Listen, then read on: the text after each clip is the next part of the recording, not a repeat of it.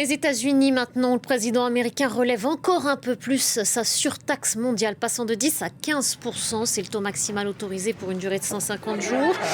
Donald Trump a annoncé ce dispositif dans une publication sur son réseau social au lendemain d'une censure de la Cour suprême.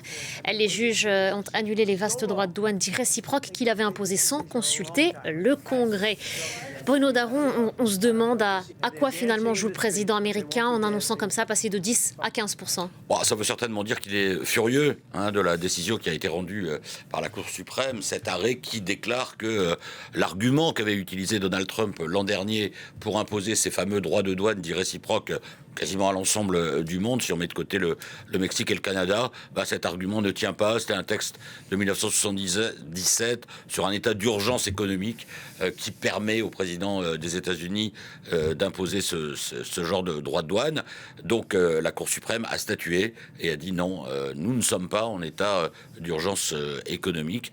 Donc Donald Trump, il est furieux, il a commencé par annoncer qu'il allait contourner quelque part la décision de la Cour suprême en utilisant, on va pas trop rentrer dans les détails parce que c'est assez technique, en utilisant d'autres textes, des lois un peu séparées, pas le texte de 77 dont je vous parlais, pour imposer des droits de douane à 10%, disait-il hier, et puis là, il vient de changer d'avis, de monter un peu le braquet à 15%, sauf que, vous l'avez signalé, avec ces textes qui sont quand même différents, puisque c'est des lois, mais on n'est plus en état d'urgence économique, le président peut prendre ce décret pour une durée de 150 jours, et après, au bout des 150 jours, s'il souhaite une prolongation de ce décret, c'est au Congrès de se prononcer. Donald Trump le sait parfaitement, et il est furieux. Alors non seulement sur la décision en elle-même, il a d'ailleurs critiqué les juges de la Cour suprême, accusant presque explicitement certains d'entre eux qu'il avait nommés d'être déloyaux, d'autres d'être de connivence avec une puissance étrangère. Si on a bien compris, il s'agirait de la Chine qui n'a pas été nommée, mais voilà.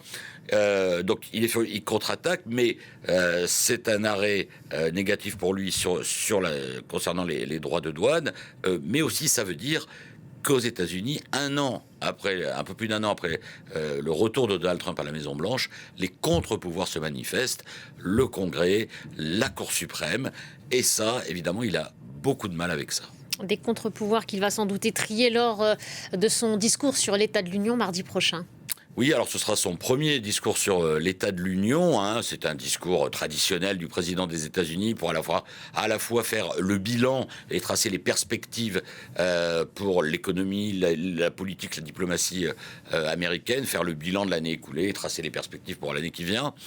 C'est donc mardi, donc déjà la décision de la Cour suprême, d'un point de vue du timing, si vous me pardonnez ce terme anglais, tombe évidemment très mal pour lui, et en plus il va prononcer ce discours dans une situation radicalement différente de celle du discours qu'il avait prononcé au mois de mars, qui n'était pas un discours sur l'état de l'Union, c'était un discours de politique générale puisqu'il venait d'être réélu.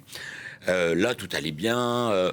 Il avait annoncé donc le retour de la liberté, de la puissance américaine, le 2 avril 2025, les droits de douane. Il avait dit c'est le jour de la libération, tout va aller mieux. Le pouvoir d'achat des Américains va augmenter. Bon, c'est pas le cas. Les dernières statistiques économiques ne sont pas très bonnes. Le coût de la vie reste élevé pour de très nombreux Américains. La croissance est terne au dernier trimestre 2025. Donc ça, c'est sur le volet purement économique. Sur les autres aspects de sa politique, la politique migratoire très critiquée, on le sait, avec les méthodes employées par ICE, notamment à Minneapolis, il a dû faire marche arrière. Sur le Groenland, il disait aux Européens, moi je vais annexer ce territoire. Là, les Européens ont résisté. Il a dû aussi reculer. Bref, il y a évidemment aussi l'affaire Epstein, où dit-il, c'est clair maintenant, moi Donald Trump, je suis exonéré de toute charge. C'est pas dit, et en plus la moitié des documents ne sont pas encore publiés par le département de la justice. Donc il est dans une position difficile, et cet arrêt de la Cour suprême en rajoute une louche, si vous me passez l'expression, un discours sur l'état de l'Union qu'il faudra suivre, d'autant que on est à quelques mois des élections de mi-mandat, les midterms, qui s'annoncent quand même très difficiles pour les élus républicains. Merci beaucoup Bruno, merci pour cette analyse et ces éléments de compréhension.